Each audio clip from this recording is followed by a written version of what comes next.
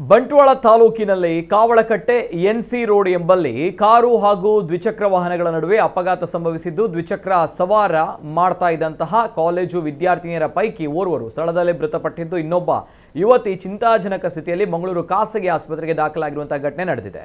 ಕಡಬ ನಿವಾಸಿ ಅನನ್ಯ 21 ವರ್ಷ ಇವರು ಸ್ಥಳದಲ್ಲಿ ಮೃತಪಟ್ಟರೆ ಬೆಳ್ತಂಗಡಿ ನಿವಾಸಿ ಪೃಥ್ವಿರಾವ್ ಅವರು ಮಂಗಳೂರು ಆಸ್ಪತ್ರೆಯಲ್ಲಿ ಚಿಕಿತ್ಸೆ ಪಡಿತಾ ಇದ್ದಾರೆ. ಎನ್ಸಿ ರೋಡ್ ತಿರುವು ಅಪಾಯಕಾರಿಯಾಗಿದ್ದು ಅನೇಕ ಅಪಘಾತಗಳು ಸಂಭವಿಸಿವೆ.